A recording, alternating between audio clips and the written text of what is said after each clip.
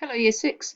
One of your extension tasks today asks you to order some negative decimals, which probably sounds more horrendous than it is, but it also involves you thinking about numbers in a slightly different way. Sometimes your brain thinks, oh, that can't look right, because it works slightly differently than it would with whole numbers. So let's have a little look.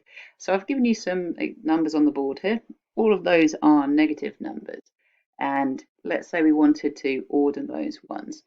So if we label 0 on the number line, that one might help us here. So if we pop 0 there, and then we can start thinking about where these numbers would go. So if we have 0 here, and we can see these are all whole numbers, so let's start dealing with those first. So we know that -1 could be here, then that one would be -2, -3, -4, -5, so on. So let's put -2 on the number line, and then we can take -5, so we would have 3, 4, 5, -5, and then -8, so we'd have 6, 7, and 8, and then -9.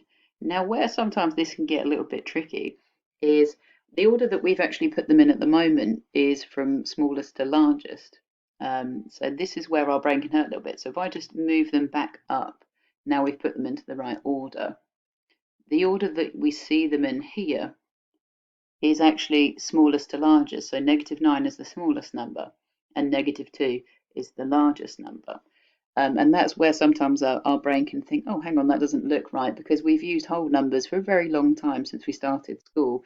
And normally our brain's like, oh no, 9 is bigger than 2. But what we're dealing with negative numbers is the negative sign there tells us how far away from 0 it is. So this one is 9 away from 0, and this one is only 2 away from 0. That's just where our brain can hurt sometimes. So let's take it up a notch. Let's make it a little bit more tricky. So we may have a problem that looks like this. And this one is asking us to order some negative decimals now. But it's not too bad. We can't pop 0 on our number line, but just imagine it'd be over here somewhere. So it'd be far along the distance over there on the number line. But I am going to pop the whole numbers that these numbers sit between to help you out. So we can see that 3 would be on the number line here, and you can see that we're dealing in tenths here. It's changing by tenths. So over here would be -4. Sorry, I just realised I did not pop the negative sign on your -3. Okay, so all of these numbers sit between -3 and -4. So there's -3, there's -4, and we have 10 intervals on our number line. So we know that each part of our number line, each interval is worth a tenth. So that makes it nice and easy for us to pop on, because we've got a nice one here, -3.1, which would go here, and then -3.2, that's a nice gentle one for us to look at there. And then we have -3.5, well, there we'd have -3.3, 3.4, and 3.5 would go there. And our last one to place, -3.8. So we'd have -3.6, 3.7, 3.8. So that's helped us to order them. But let's say this time we wanted to order them from largest to smallest. Now this is where our brains can hurt sometimes when we're dealing with negative decimals, because the largest number we actually have here is -3.1 when we were ordering them, because that one would be the closest to 0 if 0 is over here.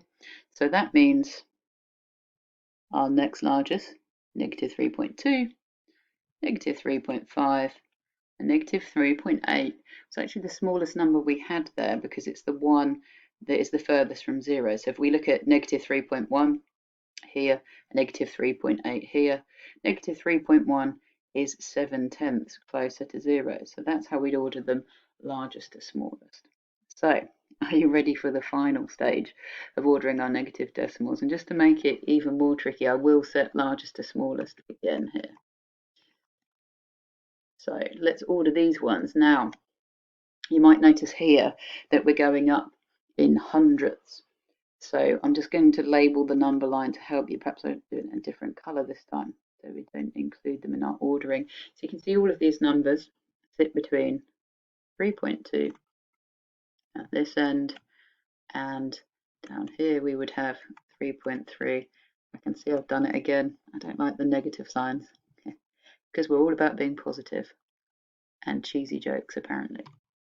So there we go. So we have our negative 3.2 here and negative 3.3 down the other end. Now again, we can't put 0 on our number line, but just imagine it would be all the way to the right there. So let's have a look at where we would place them. So we'd have each interval here, the whole gap between negative 3.2 and negative 3.3 is a tenth, and that's been split into 10 parts. So we know that each of our intervals here, because there are 10 of them, would be worth a hundredth.